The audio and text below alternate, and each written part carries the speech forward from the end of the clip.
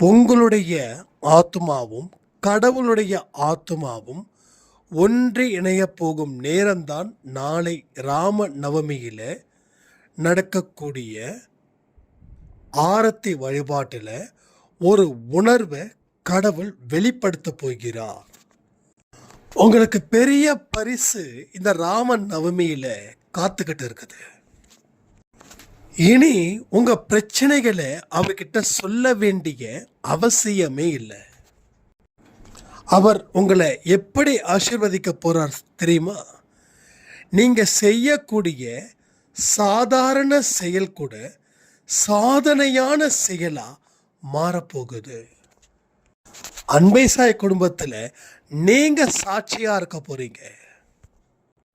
தயவு செய்து அவருடைய எதிர்பார்ப்பை பூர்த்தி செய்யணும். நீங்க உங்களை வெல்வதற்கோ இந்த உலகத்தை வெல்வதற்கோ ஒரு அரிய வாய்ப்பை அவர் நாளை உங்களிடம் தருகிறார்.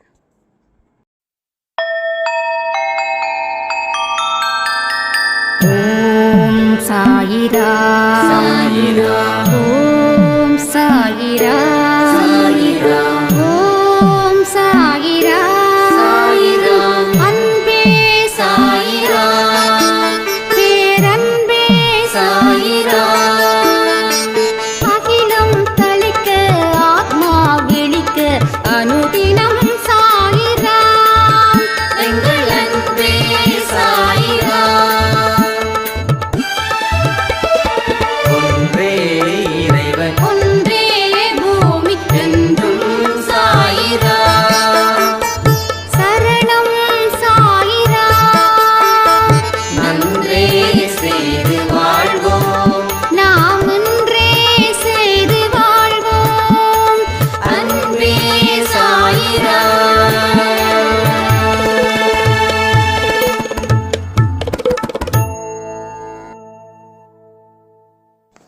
சாய்ராம்.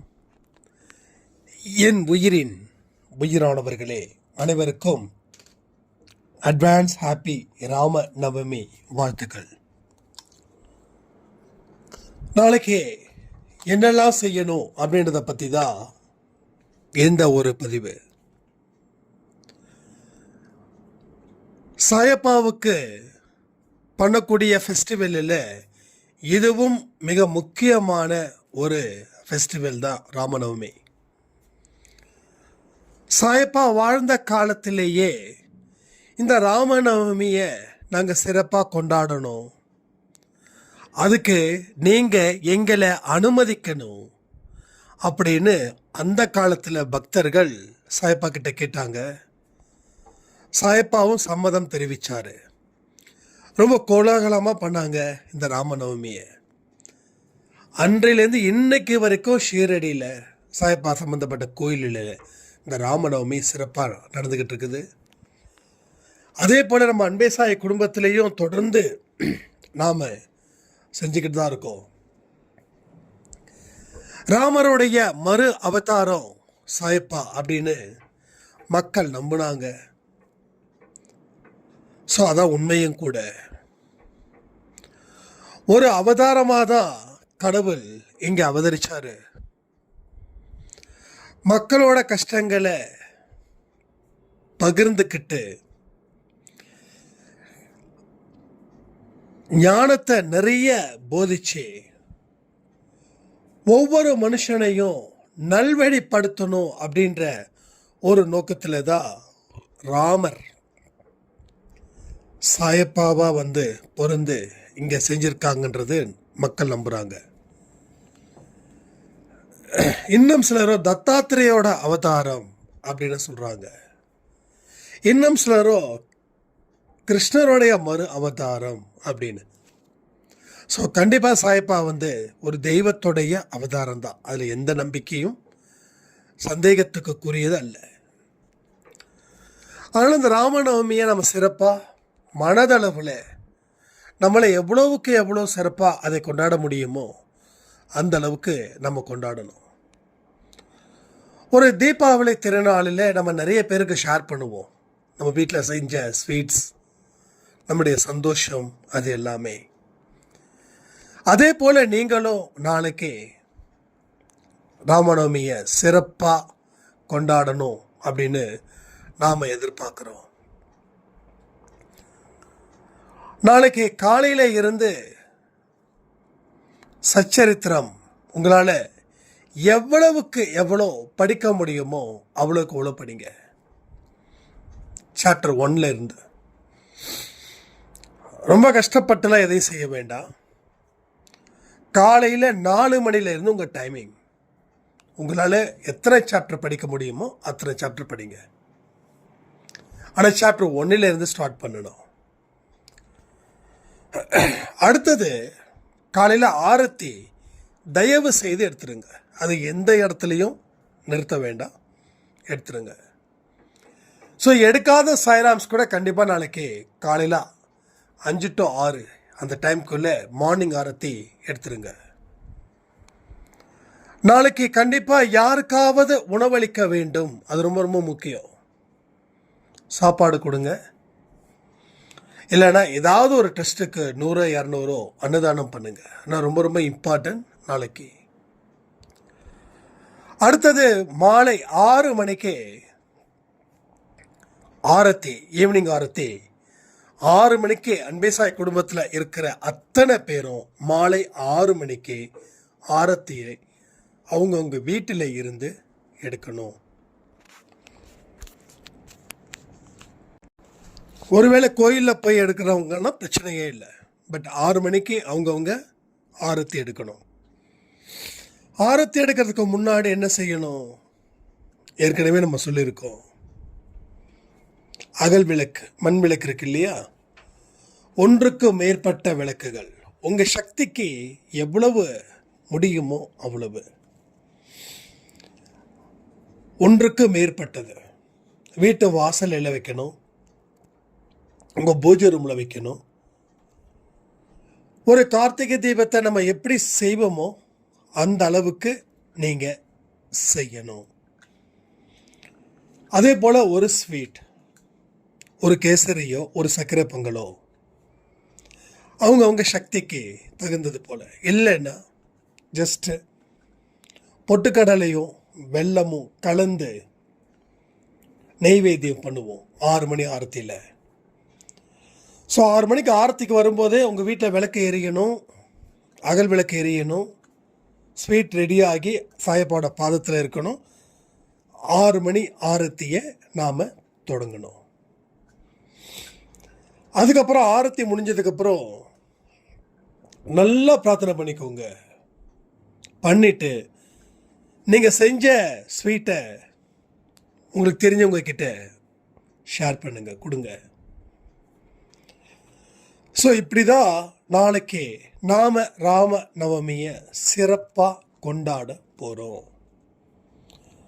போன வருஷம் ராமநவமியை நம்ம ரொம்ப சிறப்பாக கொண்டாடணும். எல்லாருமே ஒரு விதமான ஒரு சக்தி கிடைச்சது போல் நாங்கள் ஃபீல் பண்ணோம். நாங்கள் உண்மையிலேயே அந்த ஃபீல் நம்ம வீட்டிலையும் இருந்துச்சு. கிட்டத்தட்ட ஒரு 20-25 பேர் பக்கம் நம்ம ஆஃபீஸ் சம்மந்தப்பட்ட, ஃப்ரெண்ட்ஸ் சம்மந்தப்பட்ட எல்லாருக்குமே ஷேர் பண்ணோம்.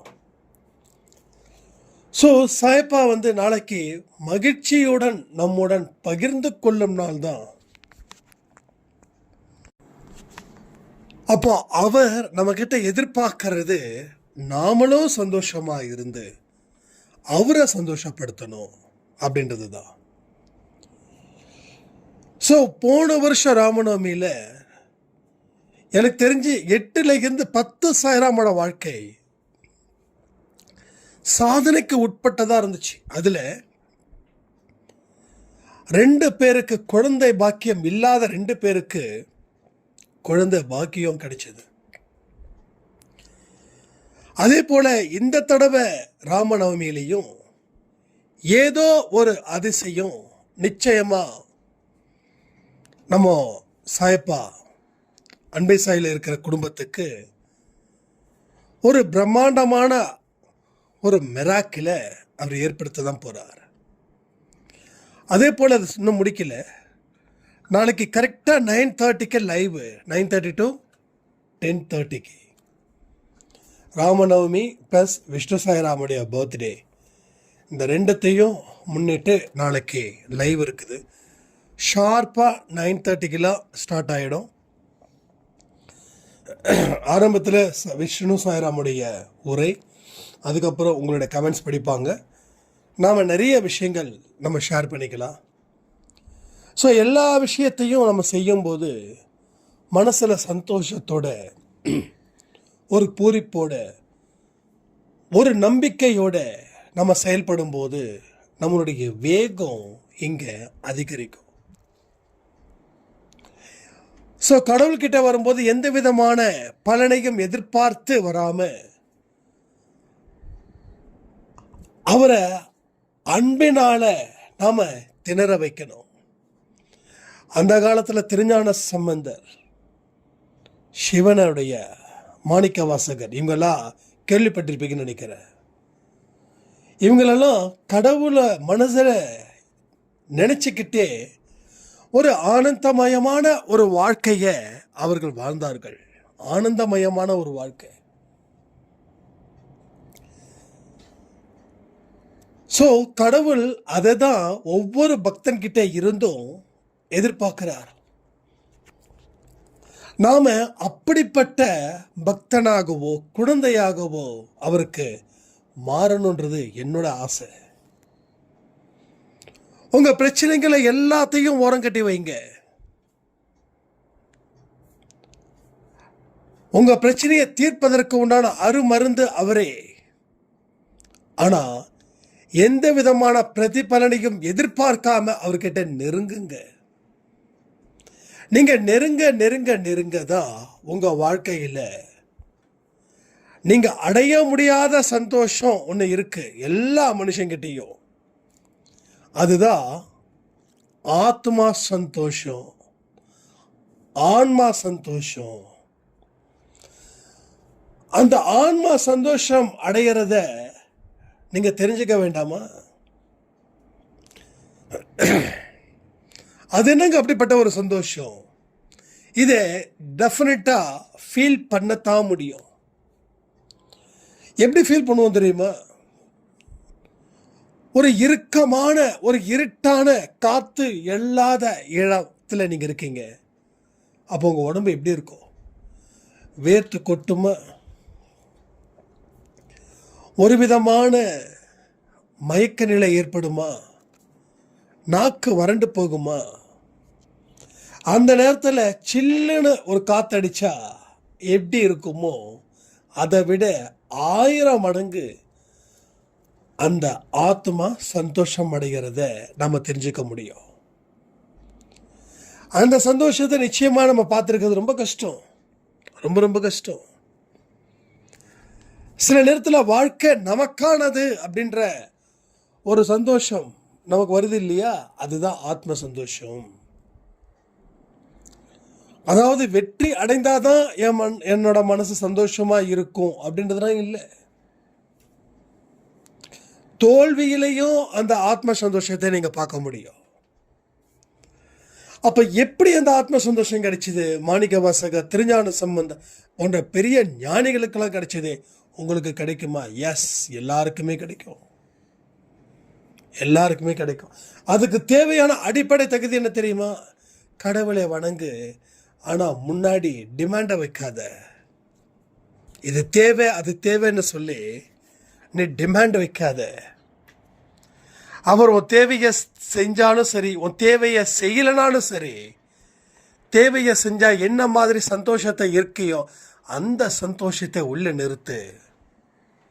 அப்பதான் ஒரு அற்புத ஆற்றலும் ஒரு அற்புத சக்தியும் அதை கண்ணார பார்க்க முடியும், பார்க்கலாம்.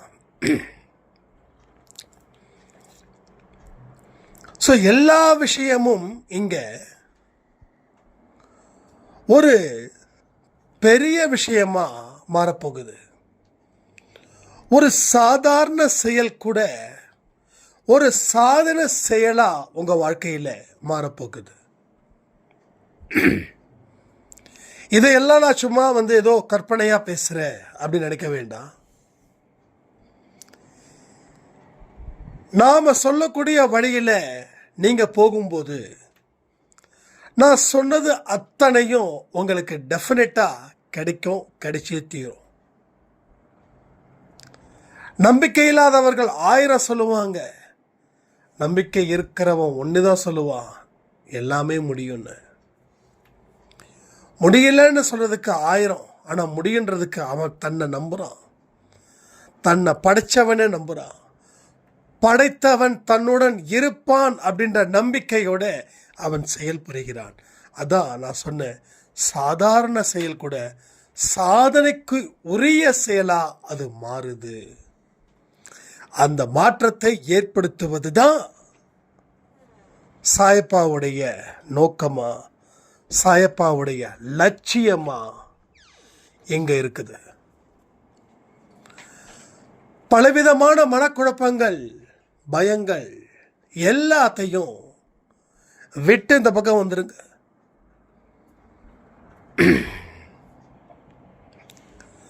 இந்த குழப்பமும் பயமும் தான் உங்களை போட்டு முடக்குன்னு முடக்குது. நம்ம நிறைய சொல்லியிருக்கோம், சச்சரித்திரம் படிங்க.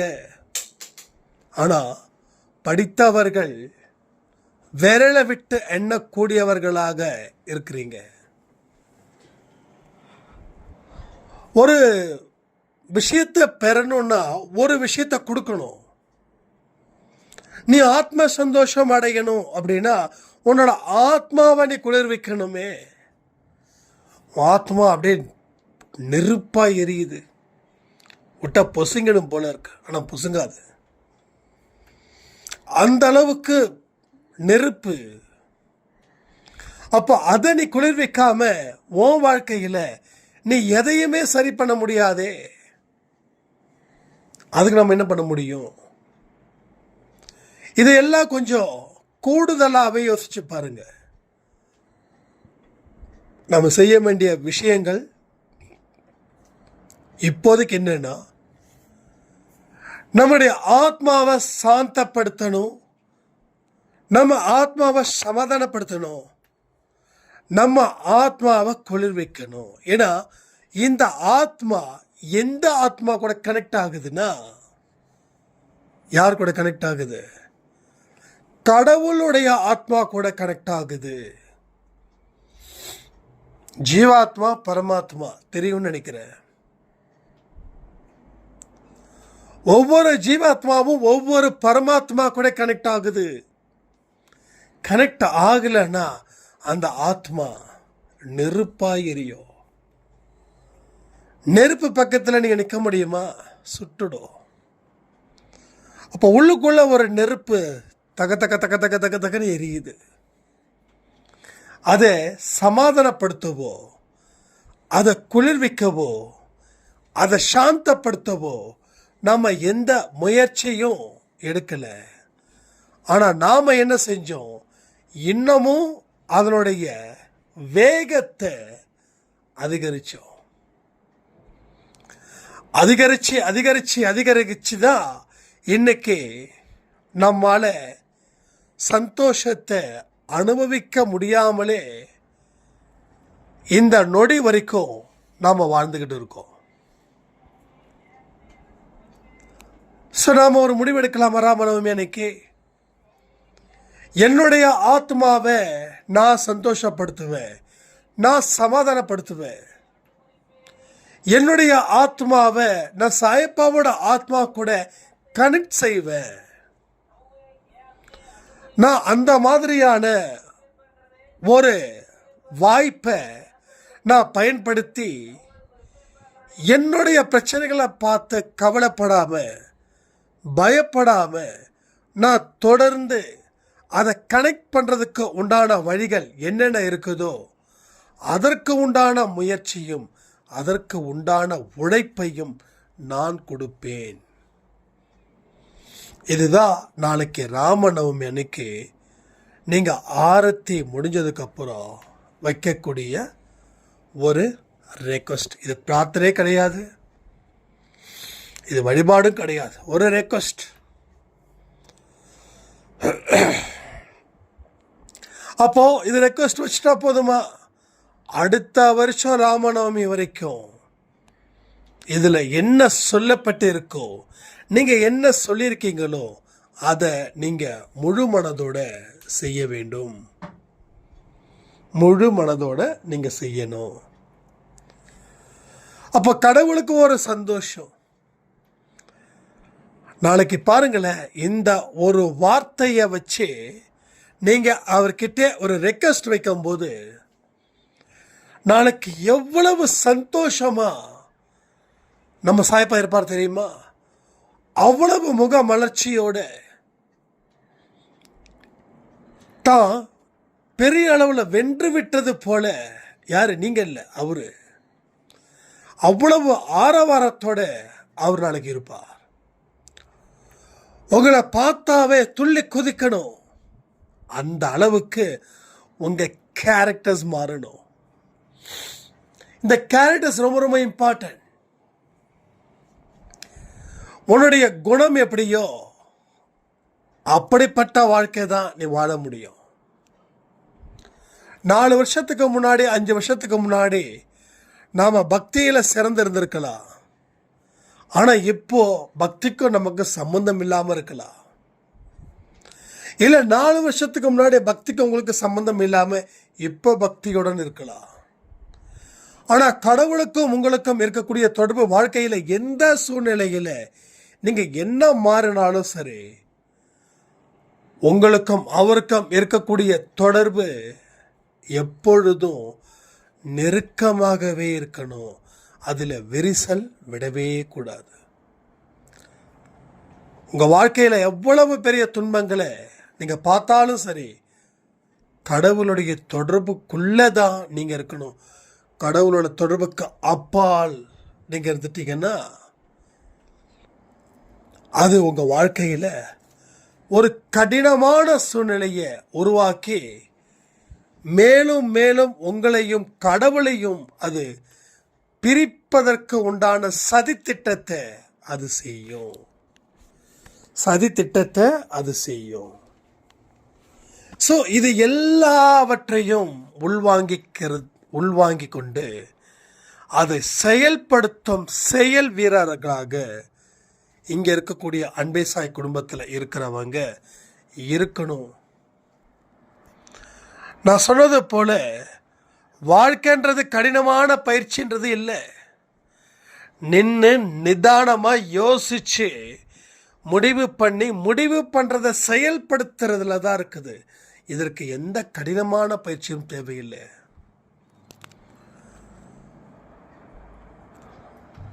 உங்கள் மனசில் இருக்கக்கூடியதை நீங்கள் கவனிச்சாவே போதும்.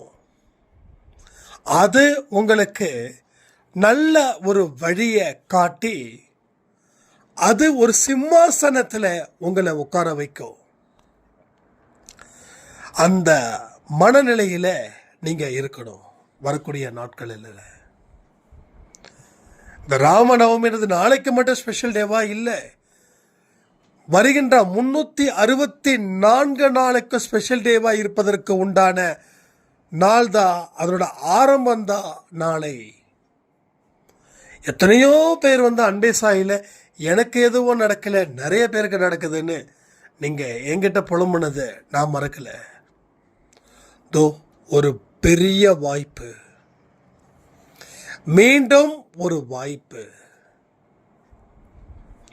எத்தனை பேருடைய மிராக்கிளை நீங்கள் பார்த்தீங்களோ, இனி உங்களுடைய மிராக்களையும் நம்ம அன்பே சாய் குடும்பத்தில் இருக்கக்கூடிய சாய்ப்பாவோட குழந்தைங்க பார்த்து கைத்தட்டி உங்களை ஆசீர்வதிப்பார்கள். நடக்க வேண்டிய அத்தனை நல்ல விஷயங்களும் உங்கள் வாழ்க்கையில் நடக்குதுன்னா அதை விட சந்தோஷம் உலகத்தில் ஏது? ஸோ நின்று நிதானமாக நம்ம வாழ்க்கையை வாழ ஆரம்பிச்சிட்டாவே இங்கே இருக்கக்கூடிய அத்தனை பிரச்சனைகளுக்கும் தீர்வுகள் உங்களுக்கு கிடைச்சிடும். அதனால் உங்கள் ஆத்மா சந்தோஷம் அடைகிறதுலையும் அதற்கு உண்டான வழிகள் என்னென்னலாம் இருக்குதுன்றதையும் தான்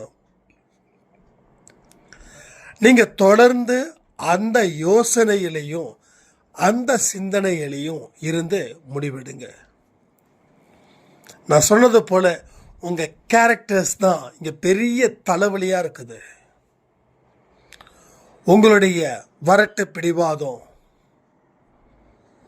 உங்களுடைய அழுகை, உங்கள் புலம்பல், இது எல்லாத்தையும் தூக்கி எறியணும். தூக்கி எறிய முடியுமா? அதான் நான் சொன்னேன், உங்கள் கேரக்டர்ஸ் எப்படிப்பட்டதாக இருக்குதுன்றத கொஞ்சம் யோசிச்சு சிந்திச்சு பாருங்க. அதை என்னென்னலாம் ரெக்டிஃபை பண்ண முடியுமோ அத்தனையும் சரி பண்ணுங்க. ஏன்னா இது சரி பண்ணுவதற்கான நேரம். இதை சரி பண்ணாதான் உங்களுடைய ஒவ்வொரு செயலும் ஒரு சாதனைக்கு உரிய செயலா கடவுள் மாற்றுவார். ஒன்றும் இல்லை, நம்ம திடீர்னு ஒரு பிளான் பண்ணுறோம். நாம் நினைச்சது ஒரு 10% வெற்றி, ஆனால் கிடைச்சதோ 10 மடங்கு வெற்றி. அப்போ இது சாதாரண செயலா இல்லை சாதனைக்குரிய செயலா? ஸோ அப்படிதான் இனி உங்கள் வாழ்க்கை மாறும். நான் அடிச்சு சொல்லுறேன், நடமாடும் தெய்வம்தான் நமது சாயப்பா. நடமாடும் தெய்வம், உயிரான தெய்வம், நம்ம வாழ்க்கைக்கு உத்தரவாதத்தை தரக்கூடிய தெய்வம் தான் நமது சாயப்பா. அநியாயம் செய்பவர்களை வெறுக்கிறார், நியாயமா வாழ்றவர்களை ஆதரிக்கிறார், அன்பு வைக்கிறார். அவங்களுக்கு தேவையான அத்தனை விஷயங்களையும் செய்து கொடுத்து அழகு பார்ப்பவர் தான் நமது சாயப்பா. செய்ய வேண்டிய வழிமுறைகளை முழு மனதோட தீர்மானமாக நீங்க செய்ய வாழ்க்கையில் பலவிதமான நன்மைகள் உங்களுக்கு கிடைக்கும். ஸோ அதுக்கப்புறம் உங்களோட வேண்டுதல் வேண்டாததல் அதை பற்றி பிறகு யோசிக்கலாம். இன்னைக்கு உலகத்தில் இருக்கக்கூடிய ஒட்டுமொத்த மக்களும் எதுக்கு தெய்வத்துக்கிட்ட போகிறாங்க, ஆலயத்துக்கிட்ட போகிறாங்க அப்படின்னா, அவங்க பிரச்சனையை சால்வ் பண்ணதானே தவிர கடவுள் மீது அன்பு வைக்கலாம் இல்லை. ஆனால் நாம் அன்பேசாய் குடும்பத்தில் இருக்கிறவங்க கொஞ்சம் முன் உதாரணமாக இருக்கலாமே. நீங்கள் கடவுள் மீது அன்பு வச்சா உங்களுக்குள்ள ஒரு சின்ன பயம், அப்போ என் பிரச்சனையை தீர்க்க மாட்டாரா? கடவுள் மீது அன்பு வைக்கும்போது உங்கள் பிரச்சனைகளை தீர்க்காமல் அவர் இருப்பாரா? உங்கள் குழந்தை உங்கள் மேலே அவ்வளவு அன்பு, அவ்வளோ மதிப்பு, அவ்வளோ மரியாதை, அவ்வளோ ஒழுக்கம். அப்படி இருக்கும்போது உங்கள் குழந்தை கிட்ட ஏதாவது பிரச்சனை இருந்துச்சுன்னா அதை சரி பண்ண மாட்டீங்களா என்ன? ஸோ அது போல தான் எங்கேயுமே. ஸோ கடவுளை நாம் பிரச்சனையை தீர்ப்பவராக பார்க்காம என்ன அவர்கிட்ட பார்க்குற, அவரை என்கிட்ட பார்க்குற இந்த மாதிரியான ஒரு மனநிலையில் நீங்கள் இருக்கும்போது தான் உங்களுக்கு தேவையான அனைத்து நன்மைகளும், குரு பார்க்க கோடி நன்மை சொல்றாங்களே, அந்த குருவா, மாதாவா, பிதாவா, குருவா, தெய்வமா, இந்த 4 வார்த்தைக்கும் அர்த்தம் நிறைந்தவரே நமது சாயப்பா. அவர் மீது வைக்கக்கூடிய அன்பு, அவர் உங்களுக்கு வரக்கூடிய பிரச்சனைகளை அவருடைய கண்களை வைத்து பார்க்கும்போதே அந்த பிரச்சனைகள் அத்தனையும் பொடி பொடியாக மாறுது. நான் நிறைய சொல்லியிருக்கேன், இந்த ஆன்மா கிட்ட பேசுங்க. ஆன்மா கிட்ட பேச பேச உங்கள் வாழ்க்கையில் இருக்கக்கூடிய பிரச்சனைகளும் தீருது. அப்போது இது எல்லாமே சரியாகணும்னா நீங்கள் அவர் மீது அசைக்க முடியாத நம்பிக்கை சொல்ல வரல, அசைக்க முடியாத அன்பு, அந்த அன்பு ஒன்று இருந்தால் போதும். அந்த நம்பிக்கையும் வரும், அந்த பொறுமையும் வரும், அந்த சகிப்புத்தன்மையும் வரும், கூடவே வண்டியா கண்டெய்னரா நல்ல விஷயங்களும் அதுக்குள்ளே வரும். அப்போ நீங்க செய்யக்கூடிய சாதாரண செயல் கூட ஒரு சாதனை செயலா மாறும்.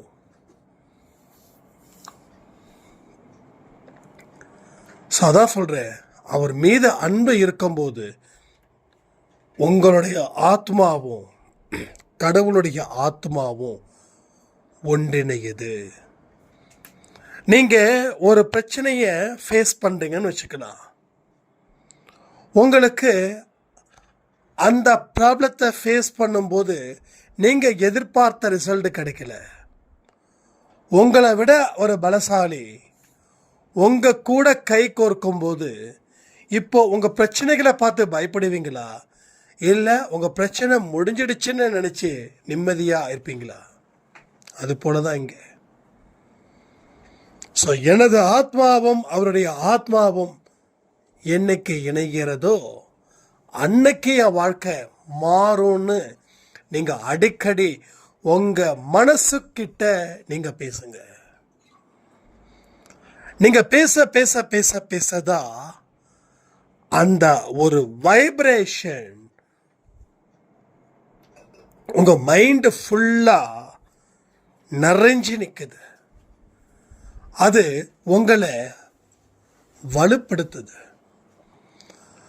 ஒரு ஆரோக்கியமான உணவு எப்படி உங்க உடலை பலப்படுத்துதோ அதே போல அவருடைய எண்ணங்கள் உங்க மனதை பலப்படுத்துகிறது, உங்க எண்ணங்களை சரி செய்யுது. என்னுடைய எண்ண ஓட்டம் எப்படிப்பட்டதா இருக்குதுன்றத நான் தெரிஞ்சுக்கிட்டாதான் அந்த ஓட்டத்தை நிறுத்துறதா இல்லை வேறு ஒரு விஷயத்தை கலக்கிறதான்னு தெரியும். பலரது எண்ண ஓட்டம் ஒரு எதிர்மறை எண்ணங்களுக்கு உண்டானதாக இருக்குது, சிலரது மட்டும்தான் நேர்மறை எண்ணங்கள் கொண்டதாக இருக்குது. ஸோ எல்லாத்துக்குமே தெரியும் எதிர்மறை எண்ணங்கள் நம்மளை வீழ்த்தும், நேர்மறையாக தான் இருக்கணும்னு. ஆனால் ஏன் நேர்மறையாக இருக்க முடியல? ஏன் நேர்மறையாக இருக்க முடியல? ஏதேதோ நினைச்சு அழுகுறோமே, அழுகிறதுக்கு காரணம் நேர்மறை எண்ணங்களா? ஆனந்த கண்ணீரின் அடிப்படையில் வருவது என்னவோ நேர்மறை எண்ணங்கள். ஆனால் வாழ்க்கையில் துன்பத்தின் மூலமாக வரக்கூடிய கண்ணீர்கள் எல்லாமே எதிர்மறை எண்ணங்கள். ஒரு சாராம் கேட்டாங்க, எதிர்மறை எண்ணங்கள் எப்படின்னா வெளியில வருது? வர முடியாது, வரவே முடியாது. ஏன் தெரியுமா? ஒரே விஷயந்தான், நாம கடவுள்கிட்ட அன்பா இல்லாத வரைக்கும் எதிர்மறை எண்ணங்கள் நம்மளை சூழ்ந்துக்கிட்டே தான் இருக்கும். நீ யாரோட பையன் அப்படின்னு சொல்லும்போது, நான் இன்னாரோட பையன் அப்படின்னு நம்ம பதில் சொல்லும்போது, அவரோட பையனா நீ அப்படின்னு ஒரு மதிப்பும் மரியாதையும் கிடைக்க பார்த்துருக்கீங்கல்ல? அது போலதான் நீ அவருடைய முழு முதற் குழந்தையா இருந்தா எதிர்மறை எண்ணங்கள் உனக்கு வந்தாலும் வரலனாலும் கவலைப்படவே மாட்டேன். எல்லா மனுஷனுக்கும் நேர்மறை எண்ணங்களும் இருக்கும், எதிர்மறை எண்ணங்களும் இருக்கும். எது அதிகமா இருக்குதோ அதுவே அவன் வாழ்க்கையா இருக்குது. ஸோ ஒரு 50% நேர்மறை 50% எதிர்மறைனா கூட இவன் உலகத்தையே ஜெயிப்பான். ஆனா 99% எதிர்மறை எண்ணங்கள், only 1% நேர்மறை எண்ணங்கள். இந்த ரேஷியோவில் தான் நம்ம பின்தங்கி நிற்கிறோம். அப்போ நம்ம எண்ணங்களை என்ன பண்ணணும்? ஃப்ரெஷ்அப் பண்ணணும். உங்கள் எண்ணங்களில் இருக்கக்கூடிய ஓட்டத்தை கவனிக்கணும். அது சாக்கடையில் கலக்குதா இல்லை புனிதமான ஆற்றுல அது கலக்குதான்றத நீங்கள் அப்பப்போ செக் பண்ணணும். நிறைய விஷயங்களை நம்ம ஆராய்ஞ்சு பார்க்கணும். எது தேவை அப்படின்றத காம்ப்ரமைஸ் பண்ணாதீங்க. தேவையில்லாத விஷயத்தை யோசிக்காதீங்க, அது நிறுத்திடுங்க, அது வெட்டி எறிங்க. விஷத்தை வச்சுக்கிட்ட உயிர் வாழ முடியுமா? விஷத்தை என்ன பண்ணணும்? ஒட்டு மொத்தமாகவே நம்ம உடம்புல இருந்து நீக்கணும். நம்ம உடம்பு ஏகப்பட்ட நச்சுத்தன்மை கொண்டதாக இருக்குது. இந்த நச்சுத்தன்மை ஏன் ஏற்பட்டது? உணவு உட்கொண்டதானே. அப்போ உணவு உட்கொள்ளும் போது நம்ம கண்களை மூடிக்கிட்டு தான் சாப்பிட்டோமா? இல்லை, கண்ணை திறந்து நமக்கு பிடிச்சதை சாப்பிட்டோம். நீ எதெல்லாம் பிடிச்சதை சாப்பிட்டியோ அதெல்லாம் உனக்கு நோயாக நிற்குதுன்னா அப்போ நீ பண்ணது தப்பா இல்லை நீ சாப்பிட்ட உணவு தப்பா? அப்போ சாப்பிட்ட உணவு யாரும் உன் வாயில் வச்சு திணிக்கலை, நீயா விரும்பி சாப்பிட்ட. உனக்கு பிடிச்சதெல்லாம் விஷத்தன்மை வந்ததுன்றத ஒரு டாக்டர் சொல்லும்போது தான் நீ குலுங்கி அழுகுற. ஆனால் நீ நார்மலாக இருக்கும்போதே அதை மாற்றிருந்தனா இந்த பிரச்சனை வந்திருக்காது. அப்போது உடம்புக்கு ஒரு நச்சு, அதே போல் மனசுக்கும் பல நச்சுக்கள் இங்கே இருக்குது. இந்த நச்சுக்கள் எல்லாம் ஒன்றா சேர்ந்து தான் உன்னை நிம்மதி இல்லாமல் ஒரு வாழ்க்கையை கொடுக்குது. உன்னை அழிக்கணும்னு முடிவு பண்ணுது, உன்னை மடக்கணும்னு முடிவு பண்ணுது, உன்னை இந்த உலகத்தை விட்டு ஓட விடணும் முடிவு பண்ணுது. இல்லை 10-12 அடி குழியை தோண்டி புதைக்கணும்னு முடிவு பண்ணுது. ஸோ அப்படி தானே நடக்குது எல்லாருடைய வாழ்க்கையிலையும். எதெல்லாம் நல்லதோ அதெல்லாம் கெட்டதாகுது, எதெல்லாம் கெட்டதோ அதெல்லாம் நல்லதாகுது. காலையில் 5 மணிக்கு எழுந்திருக்கிறோன்னு சொன்னால் கேலியும் கிண்டலும் செய்யக்கூடிய உலகம் இது. 7 மணிக்கு 8 மணிக்கு நான் பெட் காஃபி குடிக்கிறது, பேசக்கூடிய பேச்சு பெருமையாக பேசக்கூடிய உலகம் இது. 7 மணிக்கு 8 மணிக்கு பல்லு கூட விளக்காமல் காஃபியை குடித்தா என்ன ஆகும்? உடம்பு விஷமாகாதா?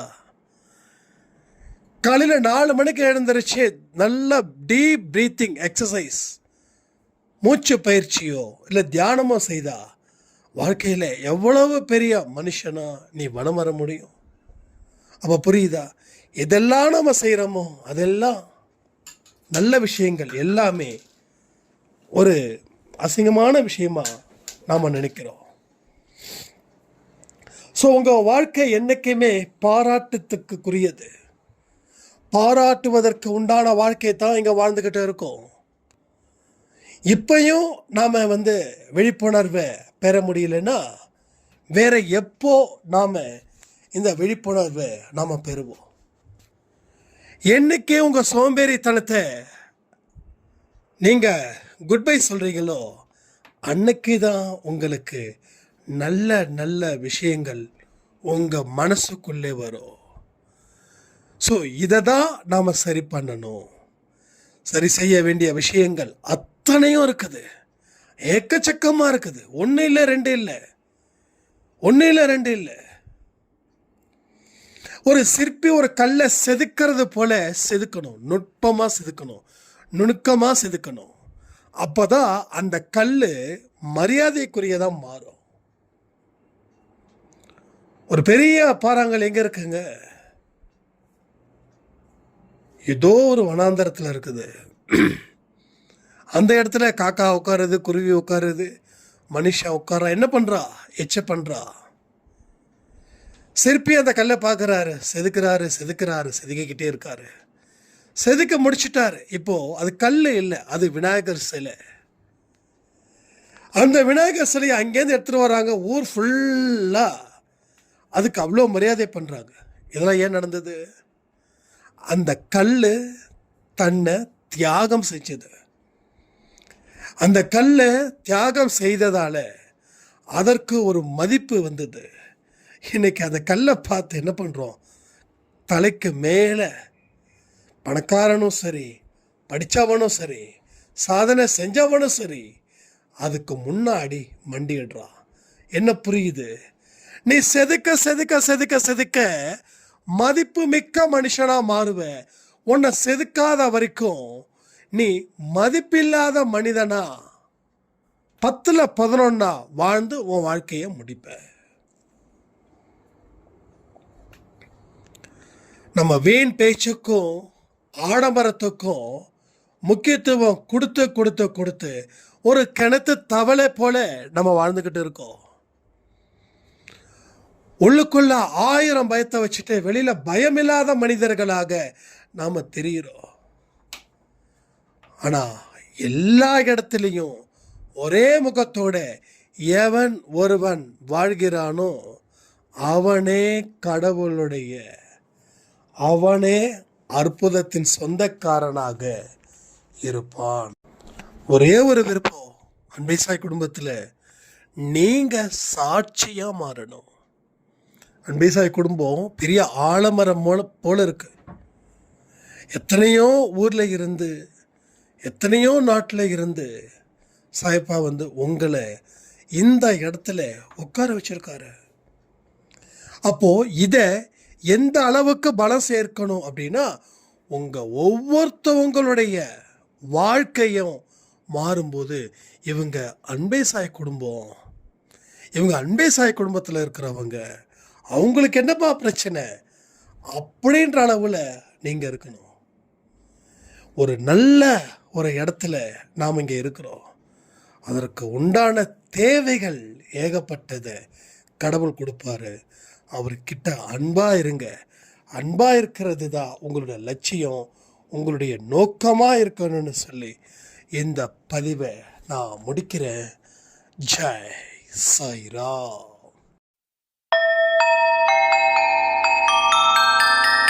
ஓம் சாயிரா, சாயிரா, ஓம் சாயிரா.